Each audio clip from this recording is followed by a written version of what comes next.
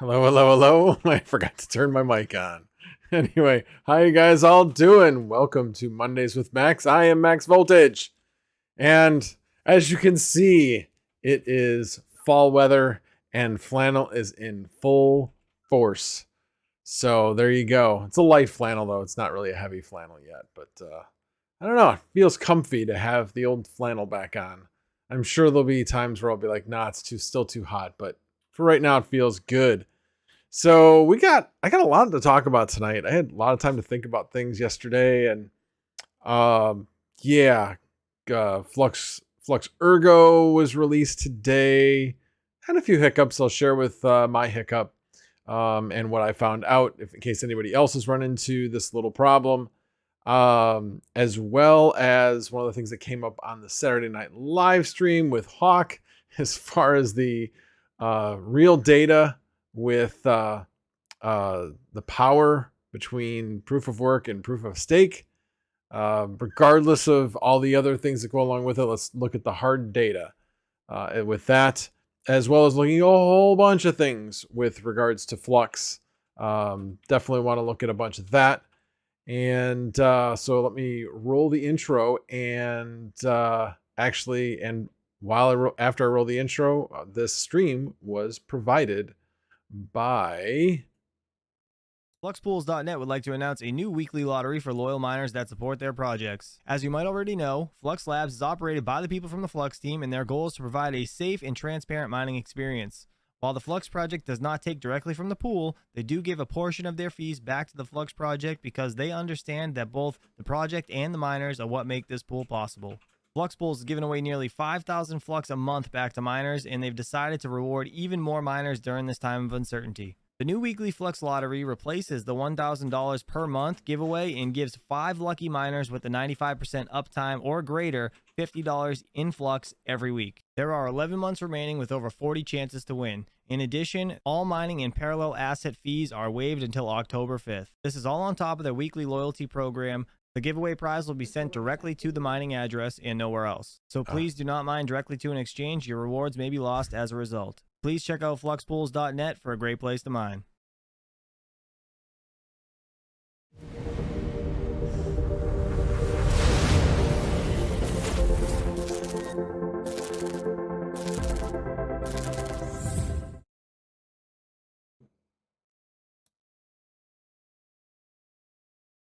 All right, trying to do too many things here. So anyway, I got your DM. Crypto Wrench, who is with FluxPools. Again, thank you to FluxPools for sponsoring this. And we will be doing a giveaway further on in the stream to one lucky loyal miner to FluxPools. Somebody who has had 99.5% uptime or higher over the last 14 days. So Crypto Wrench, if you would say in the chat, I have 1,013 people, or I should say wallet addresses that I had. Basically, I took an hour ago. I actually took the link that you got and put it into a spreadsheet. So if you're okay with that, I will run with that because I have that all set up already. So just give me a heads up.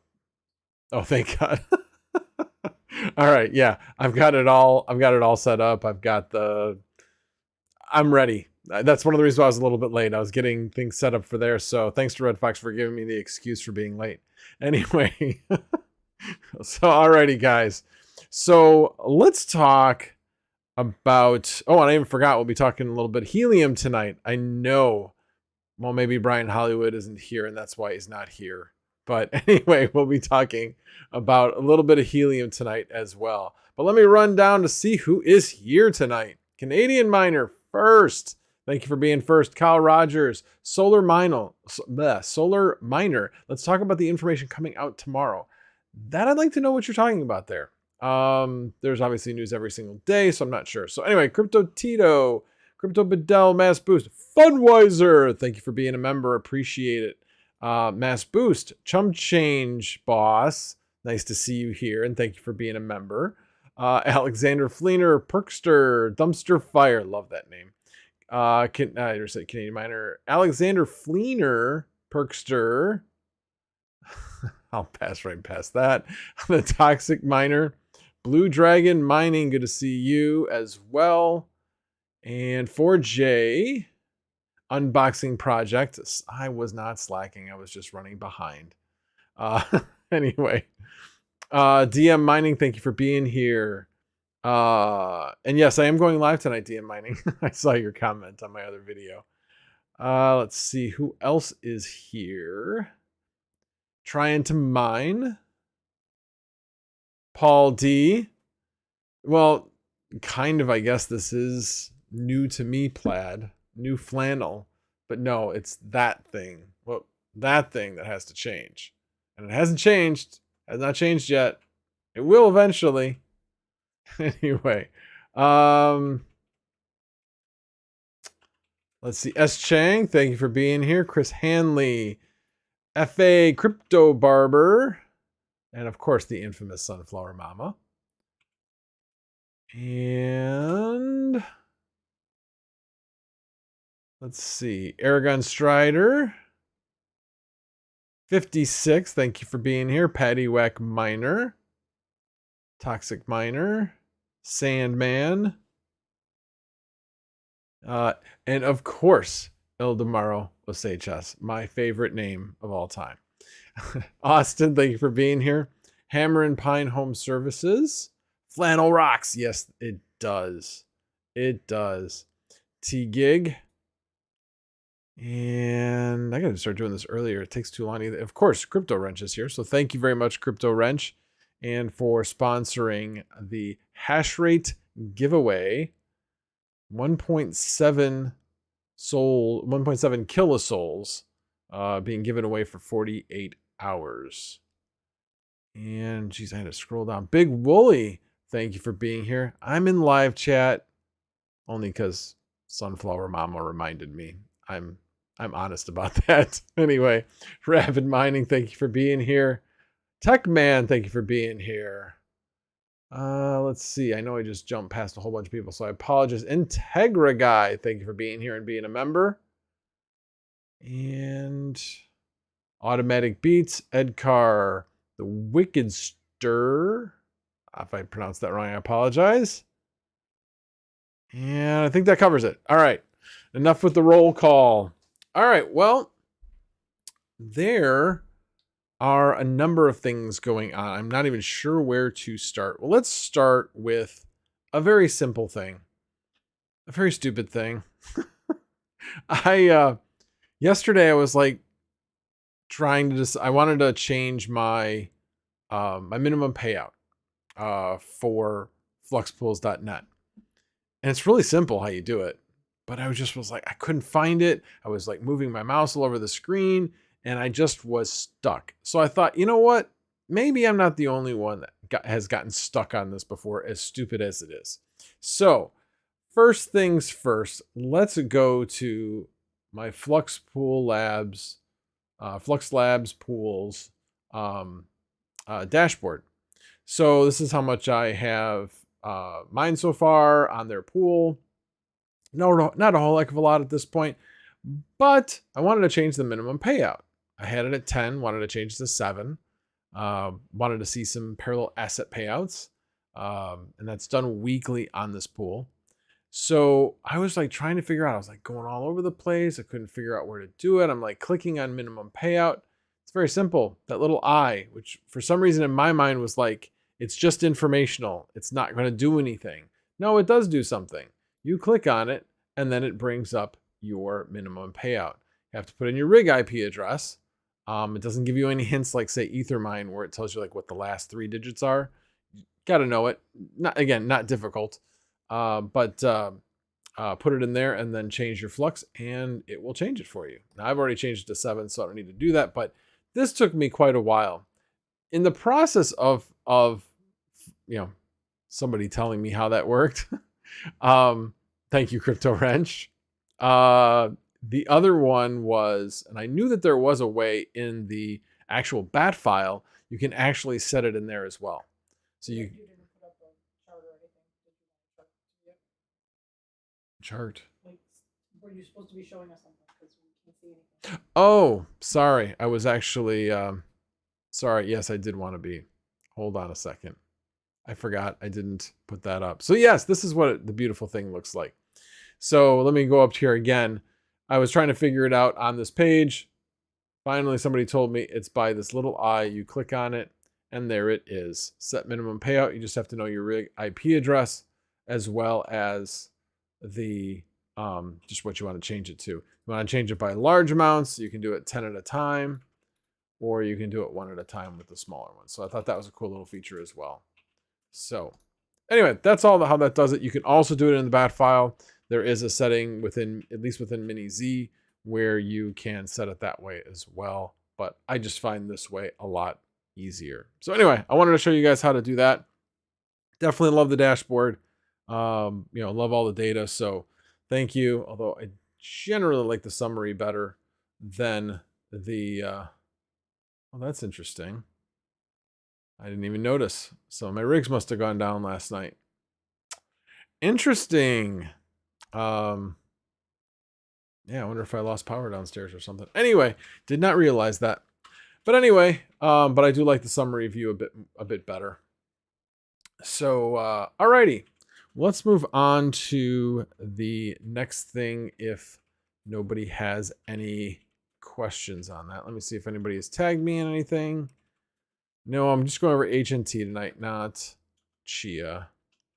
Oh, Azure project early tomorrow, time to crash out. Not sure what that's referring to. He's gotta go crash. Oh, got it. All right. See you, unboxing project. I thought that was related to the news that Solar Miner was talking about. Let me just go up and see if there was anything else where there was questions. It does not look like it, just people saying I'm slacking and such. Alrighty. So let's move on to the next thing. Well, let's actually look at the market first. Oh, that's not exactly what I wanted. Let's refresh. So it's kind of a little bit up, a little bit down. Solana's up. Bitcoin's up. Ethereum's down a bit. So we got a little bit of red, a little bit of green. Not so bad.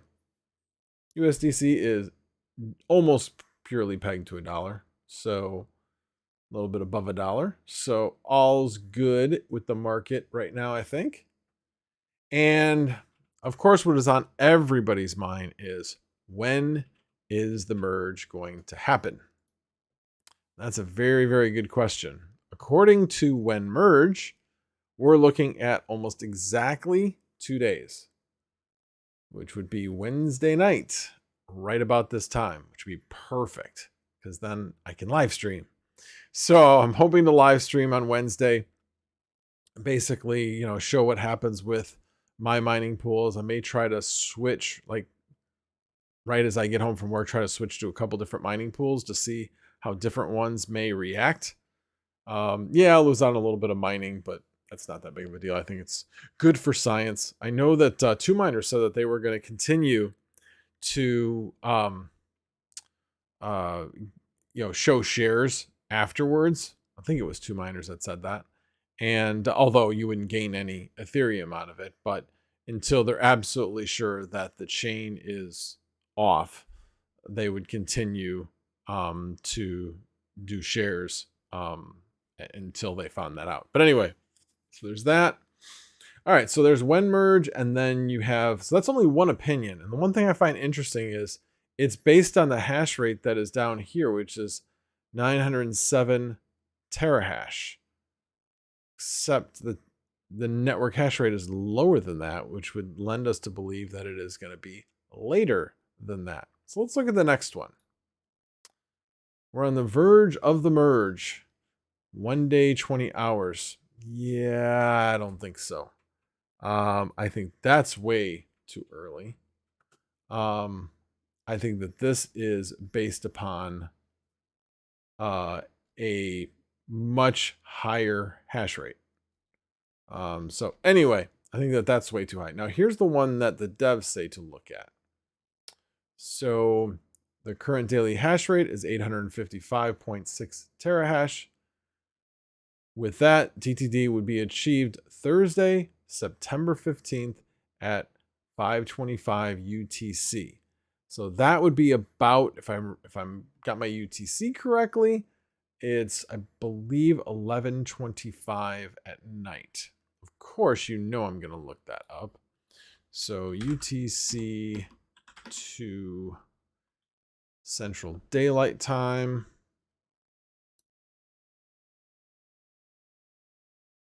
Why don't they just tell me?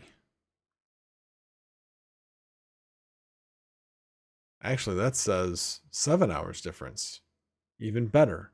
So that's predicting it to be about 10:25 p.m. So a little bit later than When Merge is predicting it, but that's because it's showing the lower hash rate. Now this one, this says with the current daily hash rate, but this says is expected around 3:23. But the range is 228 to 419 is what they're predicting here. So yeah, we'll see. This is one thing I'm keeping an eye on. I am happy that it looks like it's going to be later in the evening as opposed to like late afternoon, which is what it was originally predicted. So we'll see how things go. So anyway, there's that one. Alrighty, well, let's look at Helium next. Aragon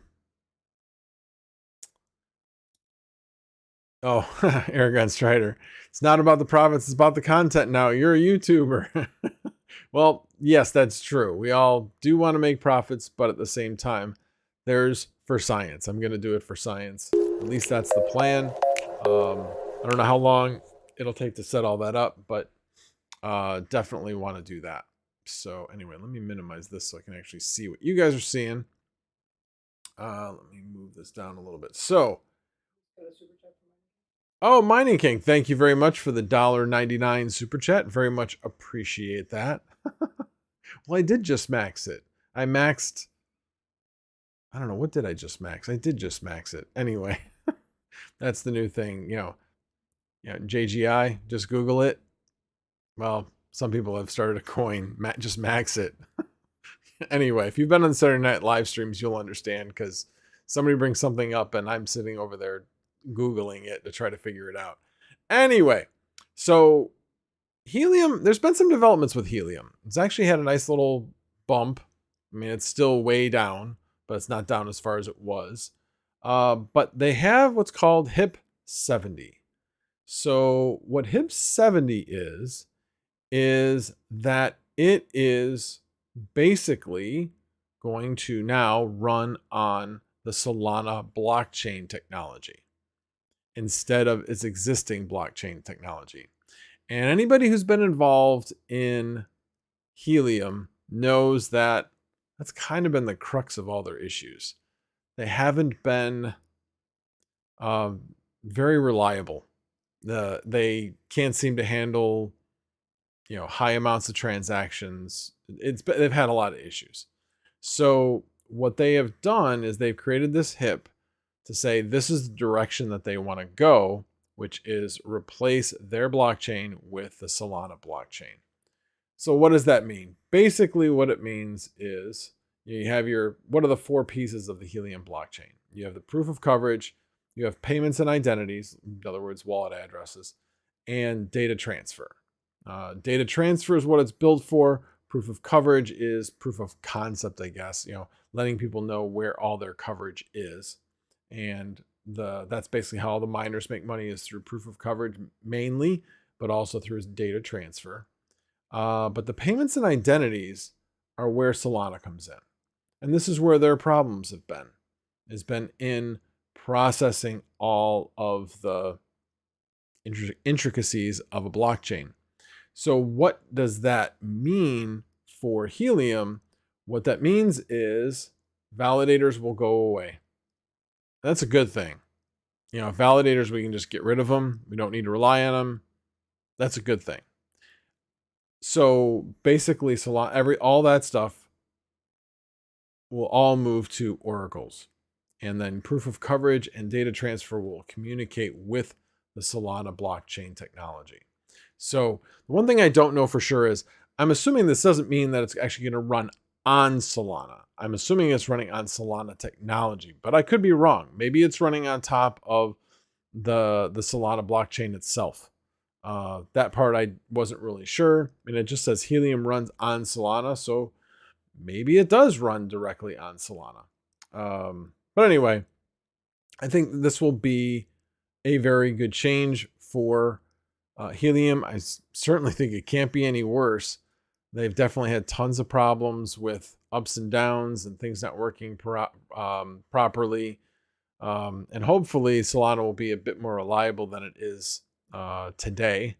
So I don't know. We shall see. Paul D makes the point, our blockchain is unreliable. Let's move to Solana. I get it. The thought crossed my mind too. We're going to take our unreliable blockchain and move to another unreliable blockchain. True, except that unreliable blockchain is not as unreliable as Helium is right now. So yes, Solana is so much better, but doesn't really solve all the problems. With that said, though, you at least have a large amount of developers behind Solana that will hopefully allow them to get through a lot of these problems. I don't think you really have that knowledge base at Helium to get through all the things they needed to get through. So as bad as Solana may be, it has a lot of positives to it and still puts them eons ahead of where they would be if they didn't decide to make this decision. So Pearl Rival says it's not a good thing. Validation was a significant part of mining rewards. They're basically giving those profits to a node. Am I wrong? Okay, so validation from a Helium miner perspective has nothing to do with their profits. So the Helium miners that we all have bought from MNTD and all that kind of stuff, no, those are not validators at all. So that doesn't affect the profits of the Helium miners itself. What this does is there's a number of large stakeholders. In order to run a validator, you had to have a lot of Helium in order to do that. So think of it kind of like an Ethereum node. You needed a lot of Helium in order to run it, because you had to stake it against it. So yes, I'm sure the validators probably aren't really happy, but at the same time, I'm glad that the devs made this decision. I think it was them throwing in the towel and saying, okay, we got to head a different direction to make this stuff work. So anyway, there's certainly arguments to be made on both sides. I'm on the side that this is better than the direction they had. And hopefully Solana is going to get better, basically. Alrighty. But that's what's going on with Helium and HIP70. There is still a vote going on, so if you do own HNT, you can vote either way. I believe that this is probably going to pass. This is anytime something is put forth by the dev team or the company behind Helium, pretty much it always passes. It's when it's a proposal from open source, and that's usually when they fail. But at the same time, they're usually kind of a little out there as far as those proposals. So Aragorn Strider says, any idea if they will tokenize HNT on Solana? Would suck if all the current balances just go away. Honestly, I think they still have to figure all of that out. But yeah, I don't know. I mean, either way, the current balances won't go away. They would just get, just like with a buyout or something with a company, they would just get transferred into a different security. Yes, I did say security, because there's a lot of things out there right now that I think act a lot more like securities than they do, especially when you start getting into things like this.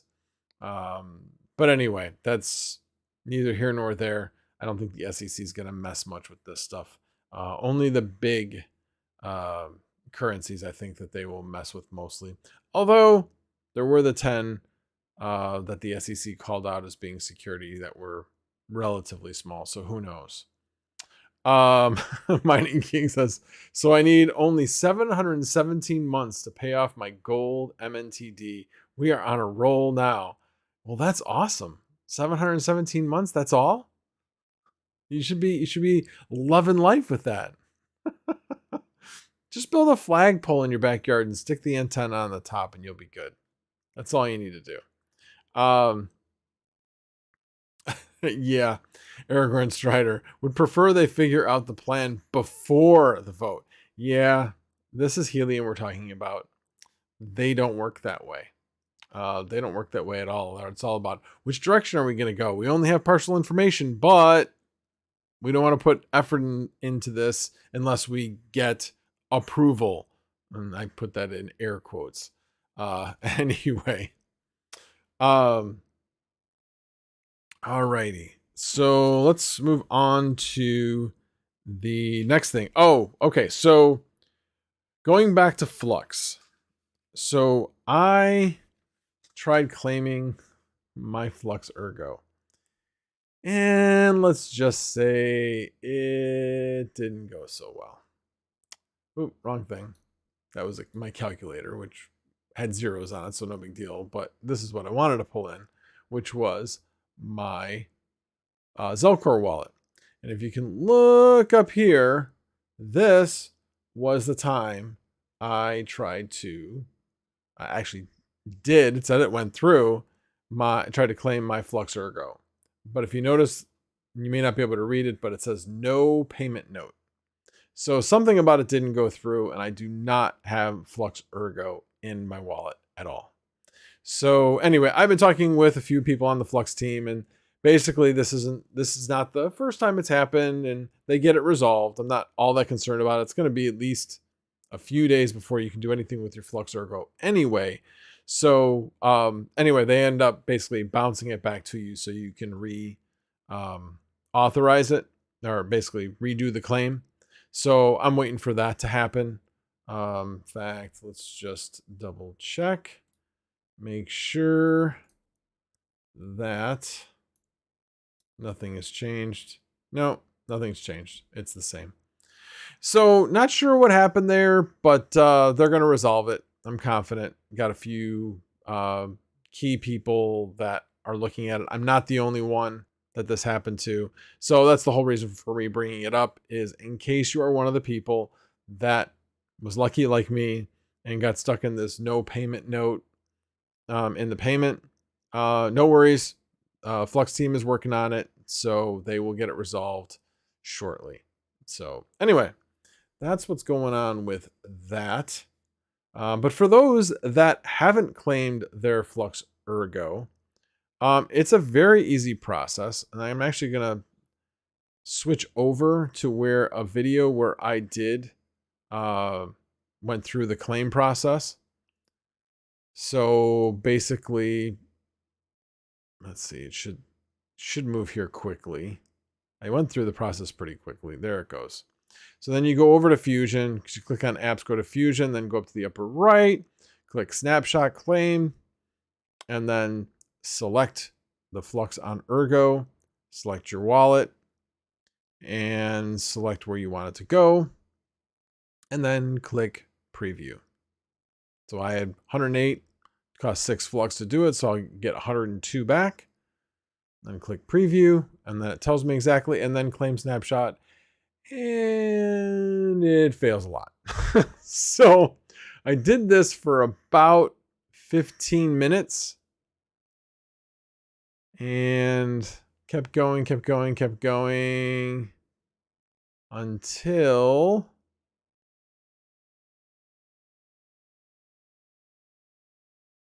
I'm almost there. Oh, no, I already went through it because it says 0.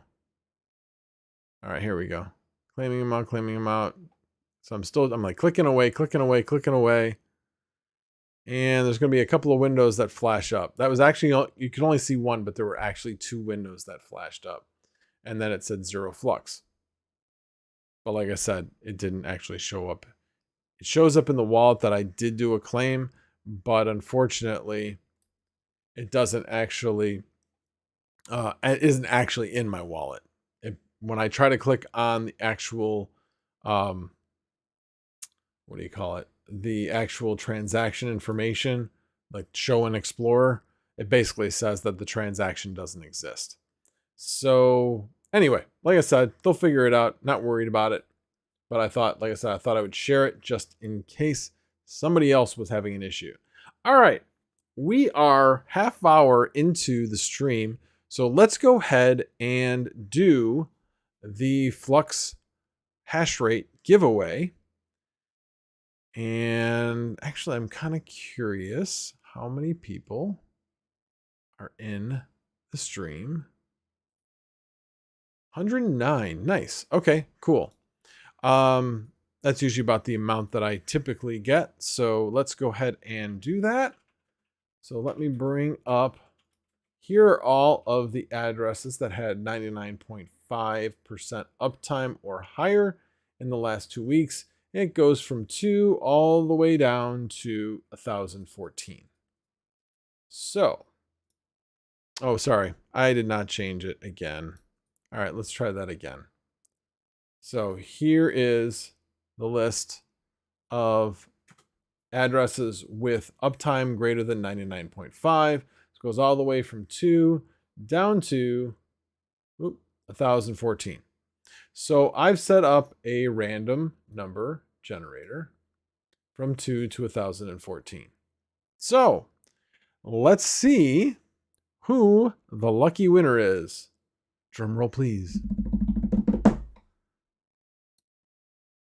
121. Let's see who that is. Come on. 121. At least I don't have to scroll down that far. That's kind of nice. All right. 121. There is the lucky winner, which I will put in chat.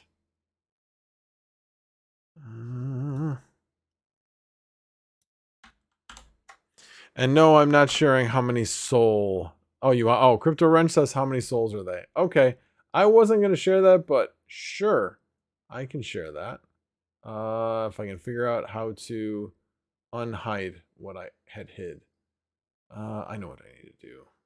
Just need undo. Undo.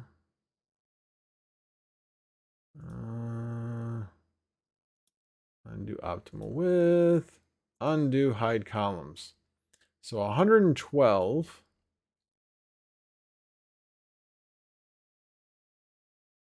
Had 658 souls. No, yeah, 112. Isn't that what I had? 112? No, 121. Sorry. That was the right one I copied. Yeah, that's the right one I copied. Yep, that's the right one. Okay.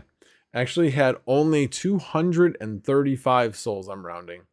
So, relatively small amount of hash rate. Actually, it's about the same amount of hash rate I've got right now.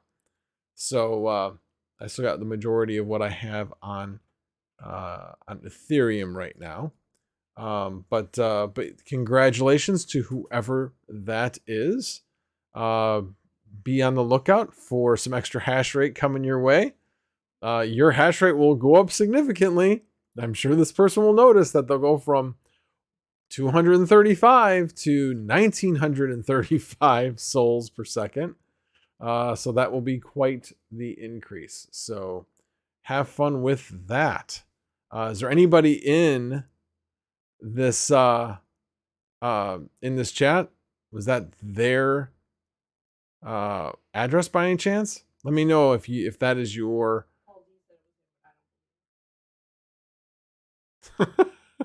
not the one you say, that's my address, send it to me, please. You wouldn't have to say please if it was your address.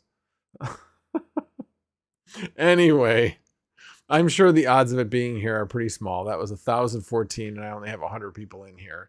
And I know a lot of people in here don't have a lot on Flux, but it's going to be probably, I don't know how many people here. Actually, I should put out a poll. Who is mining on FluxPools right now? Are you mining on FluxPools.net currently? I should say, if you aren't, why aren't you? You should be.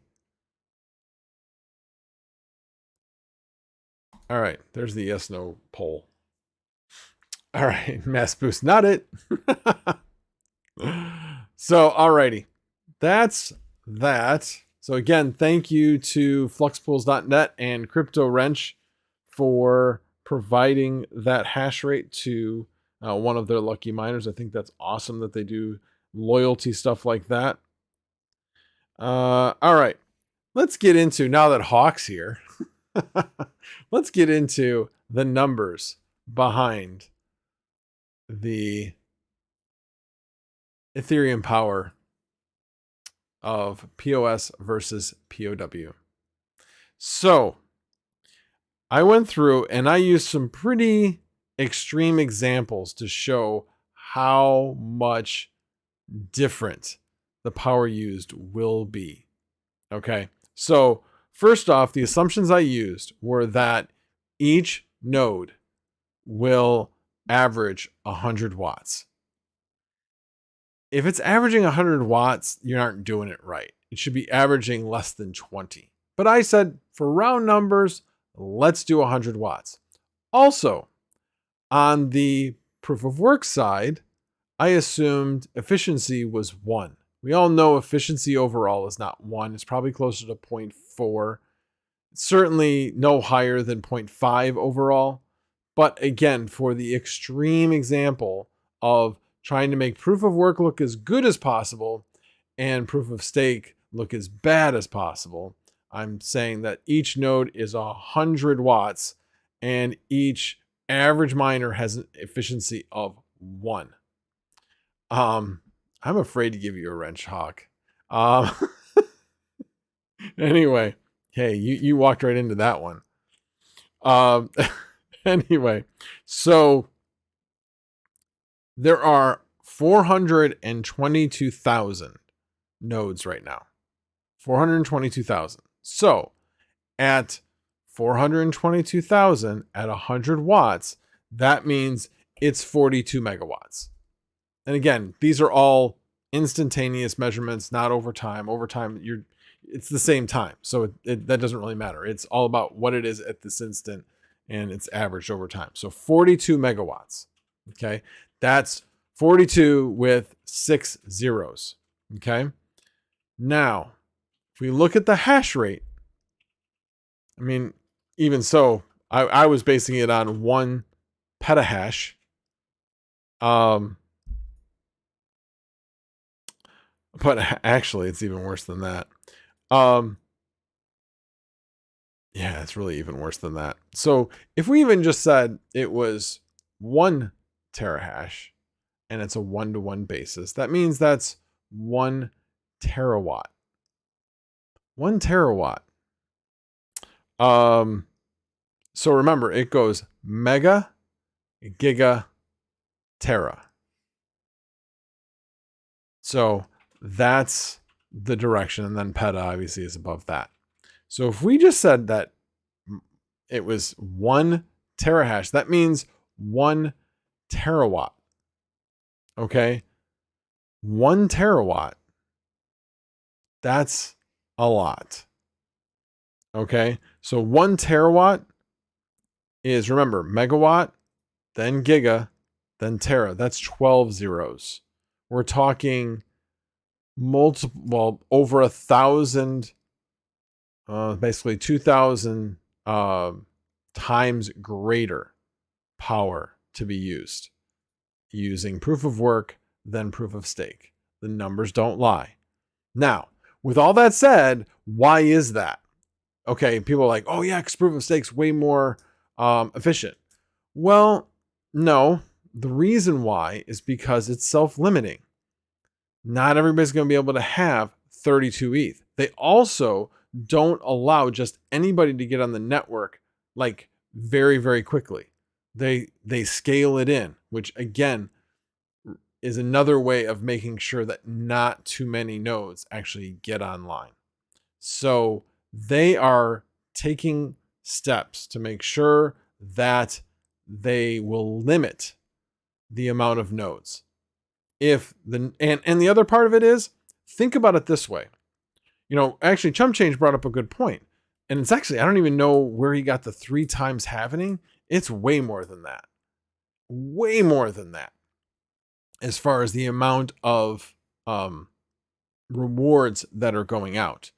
The rewards are down to like less than 5%. It's really not that much of a reward at all. But again, they've done that so that they can keep the number of nodes down, keep the power down. So they've been able to limit it by saying, we're just going to cut the rewards down by a ton. Basically emissions, as they call them. We're going to cut the emissions by a ton. So think of it this way. How much more efficient could they have made proof of work if they cut the block reward? They could have done it just simply by that and said, you know what? Instead of paying out 2 ETH per block, we're going to pay out 0.2 ETH per block. And we're going to keep proof of work. Okay, so what would that do? That would have decreased the amount of hash rate by 10 easily. So there's a lot of things they could have done to do the same exact thing and lowered emissions. Hell, they could have moved it down to 0.02. They still would have enough hash rate. There still wouldn't be enough to do a 51% attack, all those kinds of things. But they chose to go proof of stake, which they had said a long time ago that they were going to do. But for them to say, oh, proof of work is way too energy intensive. Well, that's a crock. It's just in a different way. And because Ethereum was overpaying for what they needed. Trailer Miner, thank you for being a new subscriber. I appreciate it. And Chum Change, I know, Chum Change, thank you for the $10 super chat. I appreciate it.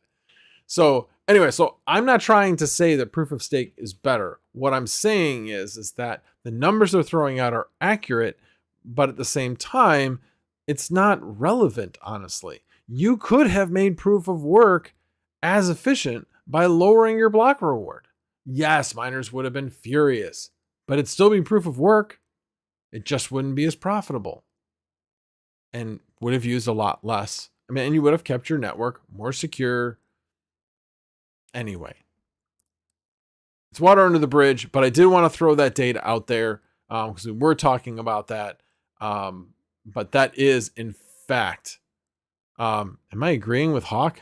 I'm not sure what part I was agreeing with, but anyway, I would never admit agreeing with Hawk. Just kidding.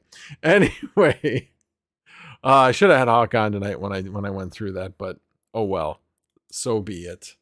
At any rate, so enough of that. I will super chat you if you say no, Max, you don't agree with Hawk. No?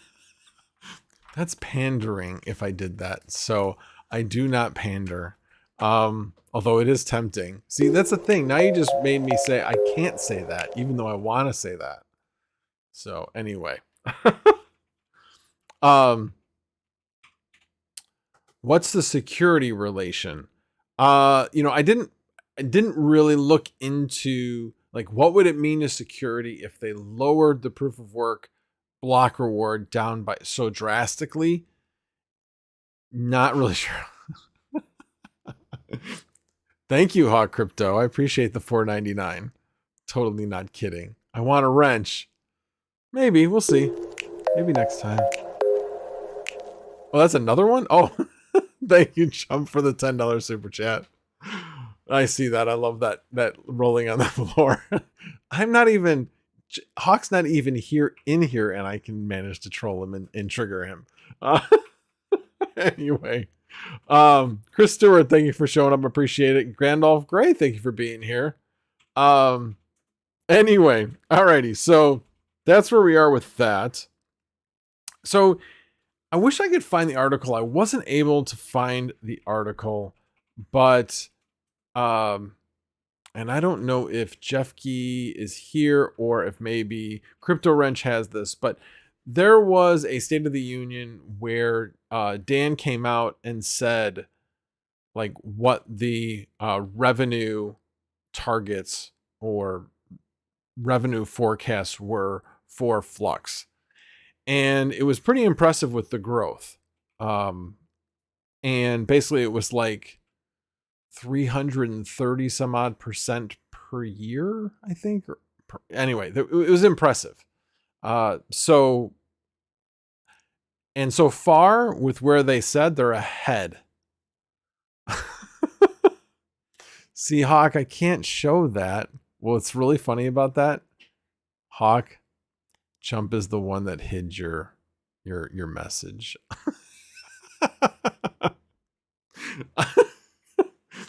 All right. Well, since Crypto Wrench said, now Hawk just didn't behave. He swore on my stream, and I can't make him a mod if he's going to swear on my stream. Can't do it.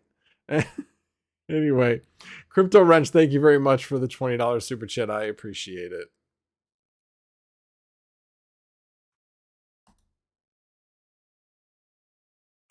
Anyway, behave, Hawk, behave.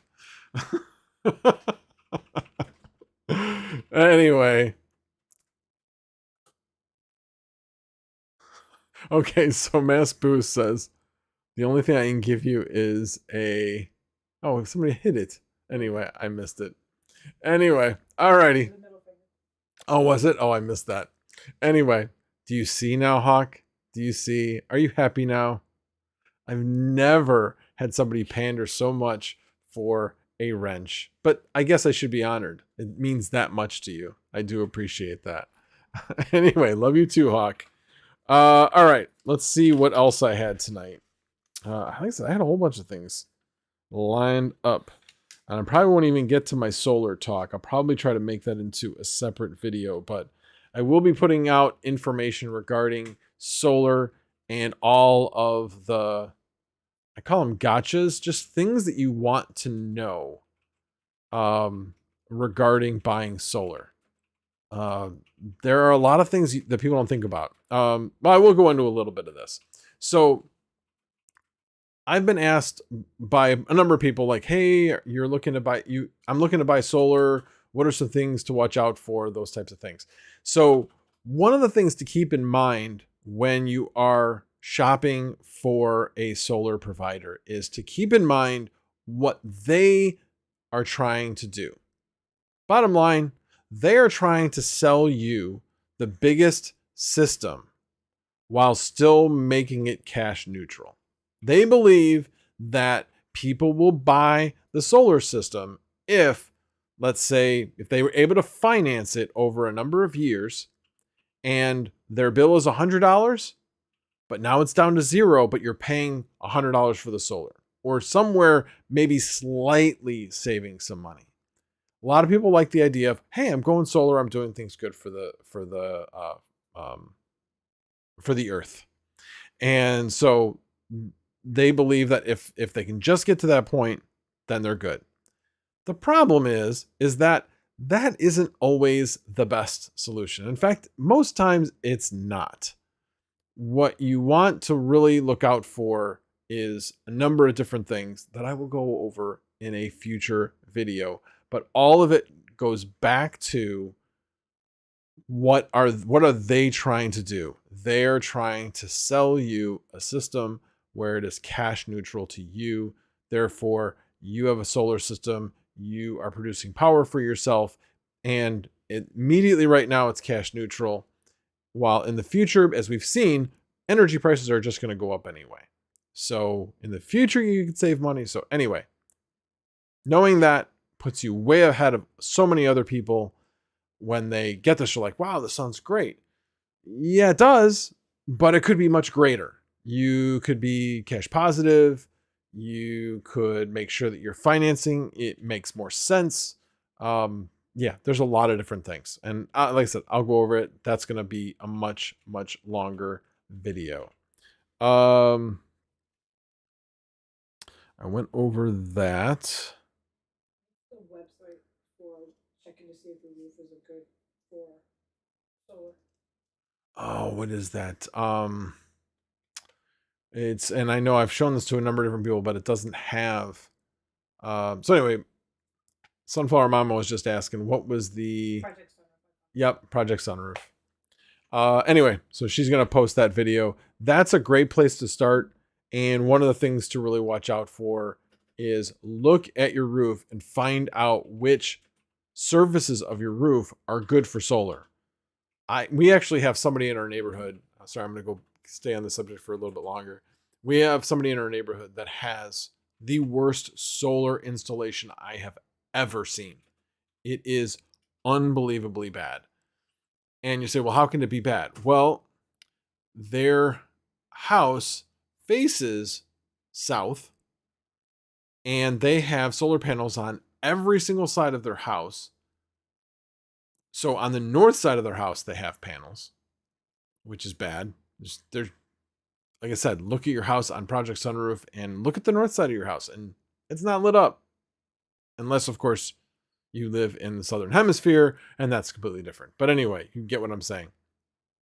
The other thing is that we live in a neighborhood where we have, a single floor area and a 2-story floor area. Well, they put solar panels on the single story, which was shaded by the 2-story section. So for a good portion of the day, it wasn't getting any sun. It didn't make any sense. So all I'm saying is make sure that wherever you're putting your solar panels, that it gets good sunlight for most of the day, most of the sun day. So I know with mine, they tried to sell me, again, my garage is a single story portion of the home, and we have a 2-story portion. Well, the 2-story portion was shading it for a very small portion of the day. That wasn't really the big issue. But the big tree in the front yard, yeah, that was shading it for a good portion of the day. And I said, hey, do me a favor. Tell me how much just that portion of the system costs, and just that portion, how much energy is it generating? I'm like, well, we can't really do that. I said, oh, that's okay. Send me a smaller system with just the upper side. And so then I basically did the math, and basically one minus the other is the difference of having those solar panels there. And basically figured out that the payoff on those were like 15 to 17 years. It made no sense. But they don't do that. They try to lump it all together to say, look, your payback's only this. Well, that's true, except if you had solar panels only on the good portion of your roof, your payback is going to be significantly less overall. All right. Anyway, like I said, I'll go into more detail on that later, but wanted to give you a little bit of a taste of some things that are coming up. And I'm wondering if I just ran out of topics, but that's okay. I've been going on for almost an hour. So we will, oh, okay. This was another thing I wanted to talk about. So I talked a little bit about this on Saturday night, but we had the get together of all the miners, and I didn't really talk too much on that. Obviously, we had a bunch of people that are very well versed in it, BBT being one of them, Mind Your Biz being another person. They are very, very technical and very, very knowledgeable. So I didn't talk too much on that. I added a few points here and there, but I did take some notes and some things that weren't brought up. As I mentioned, they talked about deflationary. Will it be deflationary? It really just depends. Obviously, if the gas prices go up, yes. Gas fees go up, yes. It will be deflationary because all that will get burned. But if it stays where it is right now, it won't be deflationary. It will just be significantly less inflationary. So, because the emission rate is significantly less. The other thing that people aren't talking about is it does shorten the block time. It goes from 13 seconds to 12 seconds. So there will be a little bit more capacity, still a step in the right direction. Again, not earth shattering, but anybody that says there's no more capacity, nope, there still is more capacity. The other thing is that they could increase the gas limit, which would increase capacity as well. If you remember a while back, they went from 15 million to 30 million. They doubled the gas limit. So they could always do that again. So, and maybe that might be easier with proof of stake. I don't know. But there are ways to increase capacity without going to sharding or even level 2 solutions. Obviously, the one big question is, how long will it take to get to withdrawals? So while the withdrawals of your deposit are locked, your rewards are not. You will get paid out in your rewards to your standard ETH1 crypto address. So the rewards are unlocked. Alrighty. I just want to make a few of those points. Sorry, one last thing. Again, I kind of had a lot of different thoughts going on. So this past week, there was something that put out by one of the committees related to the White House. I forget exactly what it is. But anyway, basically saying that if proof of work miners don't become more efficient, that we may have to look to shut them down. And I'm summarizing basically what the headline said. Not exactly what was said, but I can see how, people would want to take it to the extreme. Anyway, bottom line is that they're looking at it and they're concerned, and they want to see proof of work become more efficient. Heck, just through this proof of work to proof of stake, we're going to cut power considerably as a result of that. That's certainly one way that we can save power, is by lessening the amount that is paid out to miners, therefore not incentivizing miners as much. So anyway, that's one way that it can be done. Obviously, through using renewable energy, that's obviously a way that can be done, like I'm doing here. Also, using energy when it is least expensive also is another way to add to the grid by burning off excess electricity. Anyway, oh, and the last thing I want to mention about that was worst case, that would only be concerning to commercial grade mining houses. So you're talking about the big companies out there that are mining. Really, as far as the at-home miner, it isn't going to affect us at all. There's nobody that's going to be coming after us going, you better turn off your miners. You better turn off your stuff that's, using, I don't know, 5 megawatts a month, 5 megawatt hours a month. They're not going to be concerned about that. They're going to be looking at stuff that is much, much greater than that. Alrighty, well, let me see who has tagged me and see if I can go through some questions. And then we will call it a night. Aragon Strider North is suboptimal, especially the further north you go, but they still generate some power from the reflected light. Oh, they definitely do generate power. It's not that they don't generate any power. It's the fact that it just takes so much longer to pay those panels off.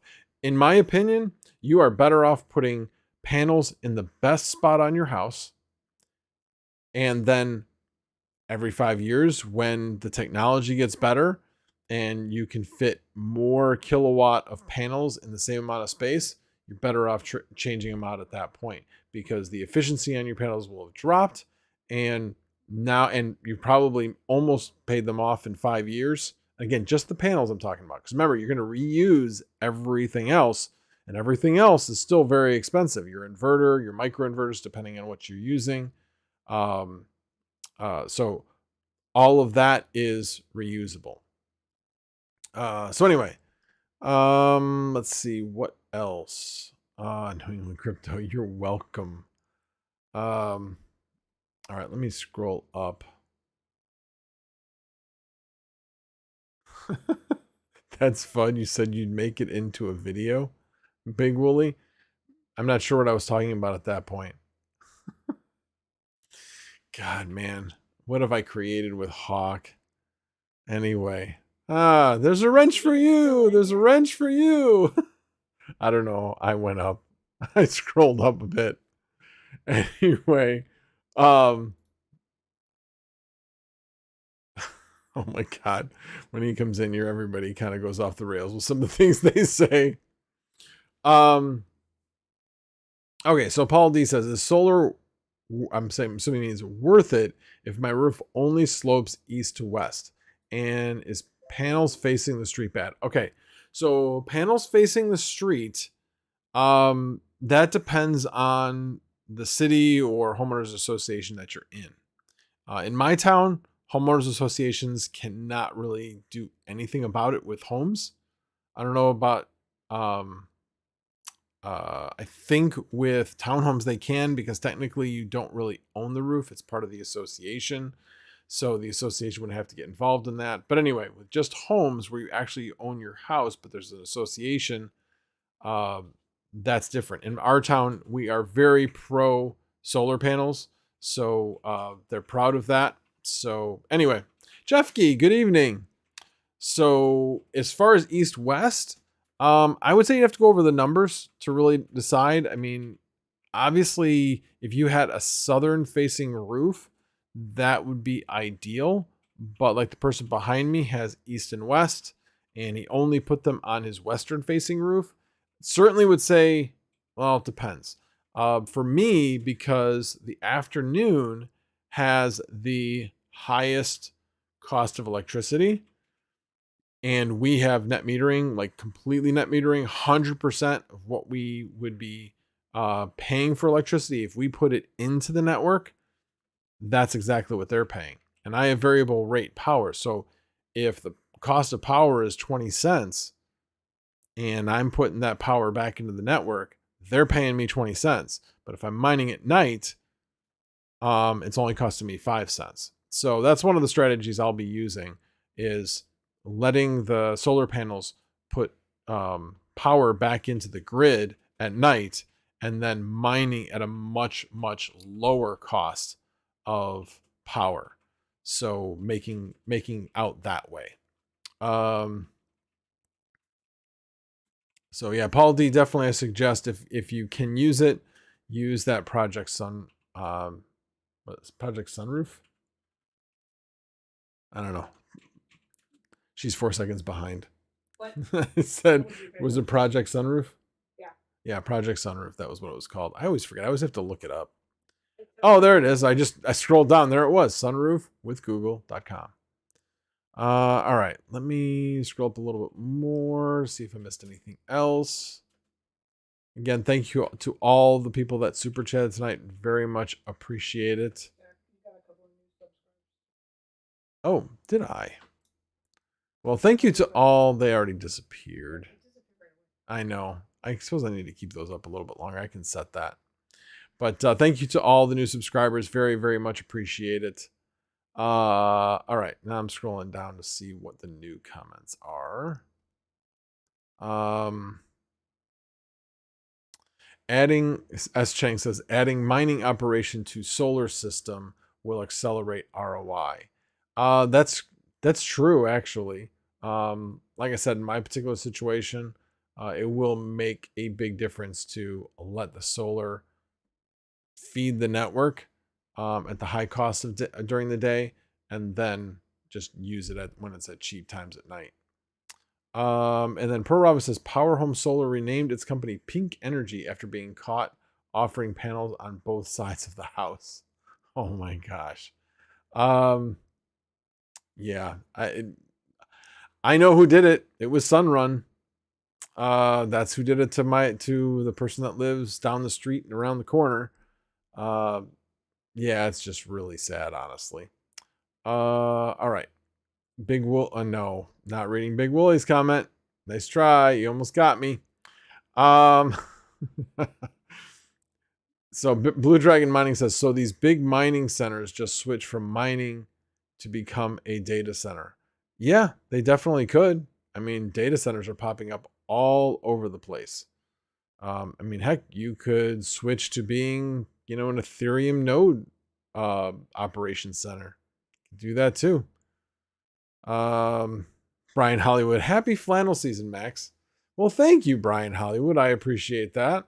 I think you came in fashionably late, so you were able to miss the helium talk. So it was good timing, I think.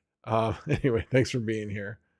Let's see what else. Crypto Crag, I want to personally thank you for all of your videos helping the community. Really enjoyed watching and learning from you. Thank you, Crypto Crag. Very much appreciate that. Sometimes think I just ramble on. I know my wife tells me that all the time. But I very much appreciate that. Aussie J Mining and Crypto, what are your thoughts on DJ Mines live with listeners? It was great for me. I love it. I really enjoy watching it. Yeah, I'm not much for calling in, but I love the idea. And I was kind of like one of those, dang, I wish I thought of that. I don't want to copy it.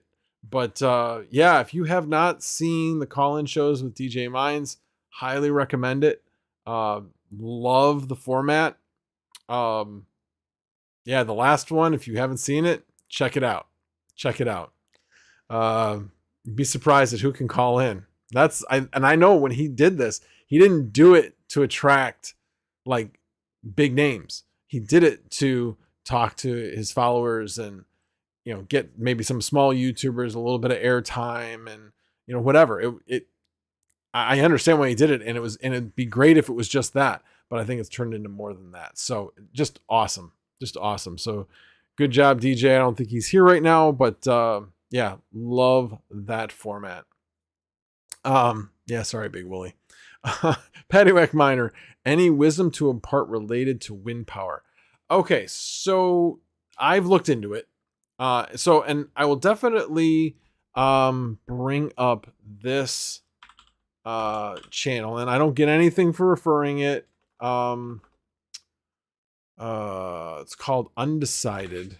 I'm gonna get the link. So bear with me here one second. Undecided with Matt Farrell. Really like this guy's videos. He really covers things from all different aspects. So let me, there's his channel. Highly recommend it. Absolutely love his content.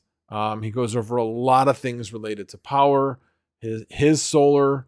That's kind of how I got turned on to him in the first place.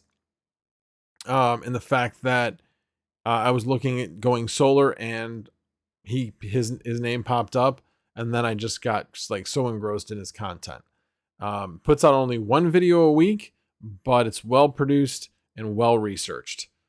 So yeah, it's really cool. So I highly recommend going down that rabbit hole. It's worth your while. But anyway, how did I get into that in the first place? What was the question again? Oh, wind power. So he's got a video on wind power and the pros and cons behind, especially for residential. And the thing with wind power as compared to solar power, for instance, is the fact that wind power needs maintenance. Solar power does not. There's no moving parts. It just sits there. With wind power, you have moving parts, which means bearings are going to wear out. Things may need to get lubricated. All these different things on something that's going to be pretty high up in the air. So it really hurts the profitability and the feasibility of wind power at home unless you are definitely willing to put yourself in high elevations to work on your wind turbine of some sort. So I'm not sure if wind is ever going to really be a great solution for home unless they can somehow solve the maintenance issue. But again, because it's moving, I don't know how they do that. So anyway, not really sure, but that's my 2 cents. Like I said, he's got a video somewhere in there regarding that. Jeffkey, thank you very much for the super chat. I appreciate it, and absolutely welcome for the stream. Again, thanks for your help earlier. I will, Jeffkey was kind of my go-between between the devs and stuff, trying to figure what was going on this. So very much appreciate his help. And I know that they are working on it to try to figure out a solution, and I'm sure they will come up with one soon. Yeah, Windy City. So Chicago is not named the Windy City because it's windy. They were named the Windy City because they had a bunch of politicians that were full of crap, and they were basically, it's all about wind just coming out of people's mouths because all they do is talk. So that's where the Windy City actually nickname came from. Anyway, so I really dumb. You don't have to clean your solar panels. No, you don't have to. You can. There are times when they do. It would be beneficial if you clean them, but it depends on where they are and how polluted they can get. So obviously, if they're parked near trees that have a lot of pollen that can cover your solar panels, yeah, then you're probably going to want to clean them. For us, there isn't anything that really gets up there other than dust, just general dust. And as long as we get rain every so often, it just washes them off. So it's not really that big of a deal. You don't really have to do that. Obviously, the other thing is that if you don't want to have snow on your solar panels, you can do a couple different things. I'm pretty sure there are ways that you can put like a wax or something on the panels, something that makes them more slippery, and so the snow will slide off more easily. But generally, the snow comes, it becomes sunny, underneath becomes a little warmer, therefore melting and creating water, and then you get this whole whoosh off the panels. So anyway, winter's probably more than anything. It depends on how much snow you get, as to how much sun you miss because of the snow being on the panels. Pearl Rival, is hydro federally regulated? I was told if the stream is on the map, you can't tap into it. There are certain things with Army Corps of Engineers and things like that where you can't just randomly tap into a river or a stream or anything like that willy-nilly. You have to get approvals. So yeah, that's pretty much true. It is regulated to a certain extent. So some hints, I may have missed it, but are you transferring your ETH off any exchanges before the merge? Actually, Son of a Tech had a great video on this. Basically said, hey, if you want to take advantage of the possibility of getting an airdrop of ETHW, you're going to need to get your ETH either on specific exchanges or get them off of the exchanges you're on. And he was talking about needing to put it into MetaMask. I don't know. I have to do a little bit more research on that, but go check out Son of a Tech's video regarding that. He just put that out yesterday. I thought that was really interesting. So I haven't done that yet, but I will be looking into that. So, fanless wind turbines, but it's still moving parts, Leonardo, as far as I understand. Maybe I need to do more research, and maybe Undecided has something on that. New invention, harness human breathing energy. I like it. I like it.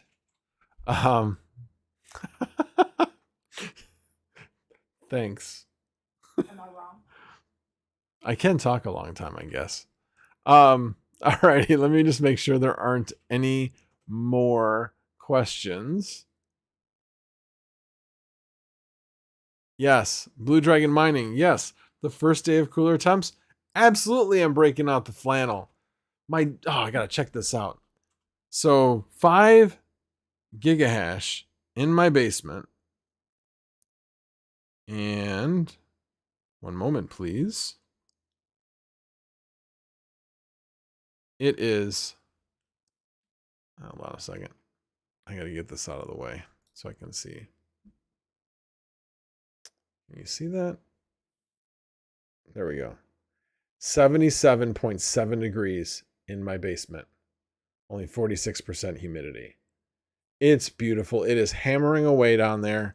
I have a 5,000 watt space heater down there. And it's 77 degrees down there. So everything is happy downstairs. Upstairs is comfortable. The air conditioner is not running at the moment. It's been in the upper 50s today. So yes, I am happy. My wife's over there just, she hates this weather. Anyway, what I hate is like 40s and rain. 50s and rain I can deal with. And it was kind of just overall drizzly today. Somewhat dreary. Although it did get sunny towards the end of the day, so it was a beautiful end of the day. That's for sure. Yes, only flans. Hey, break the flans out again. No question. Eric Runstrider, we're back in the 80s here for the next week or two. Yeah, I know we're going back up in temperatures to like upper 70s. I don't know if we were going higher than that again, but we've definitely seemed to have made the shift in weather and weather patterns. So I wouldn't expect any more 90s. Yeah, I just said to Mother Nature, basically just asked Mother Nature for me to hold her beer or something. Anyway, but yeah, it is. We're mid-September, people. Is when things start getting colder, and October can get pretty darn cold. So cold weather is right around the corner. So anyway, yes, Sunflower Mama just said exactly what I knew she would say. This weather freaking sucks. Anyway, so Crypto Crag says, over the last 2 years mining, do you have any major lessons learned or anything you would do different? I don't know. It's a journey, and everybody's journey is different. Would I have done anything different? I mean, like I mentioned, the one thing I would have done different, I would have bought more of those Zotac mining motherboards for $20 when they were available. That was an amazing deal. I have one of them. And I thought, I should buy like, I don't know, 5, 10. I'm like, 10. 10's ridiculous. I'll never need 10. And I wouldn't have needed 10. But 5 would have been fine. I would have easily been able to sell those for more if I wanted to, or give them away. There would have been a number of things I could have done with those that I just didn't have enough forethought to think about that at the time. I was just starting to build my first mining rig. So that would be one thing I would say. Yeah, if you find a good deal, and it's worth it, for one, it's probably worth it for more than one. So that would be the one of my major, I guess, lessons. I should say major. It's a minor lesson, but it's one I wish I could definitely take back. Other than that, I wouldn't take back the way I did things. I know if I had decided I was going to buy GPUs at a higher price, I could have gotten things much earlier and probably paid them off a lot quicker, as opposed to waiting to buy things at retail. So that's definitely a possibility, but I just didn't feel right paying the scalp prices. And I've always had, and for me, it was kind of like a game. I didn't really want to go the bot route. I liked the chase. That's really what it came down to. It became a game, a chase. And sometimes you win, and most of the time you don't. But yeah, trying to figure out. I mean, I got like, I don't know, 10 to 12 cards through the EVGAQ system through various different people of the family. That worked out really, really well that way. So just like I said, just trying to figure a way, to always only buy at retail. And I enjoyed that. Like I said, that's part of my journey, was making sure that I did that. I know that some people don't like the 3070 Ti's. I enjoy mine.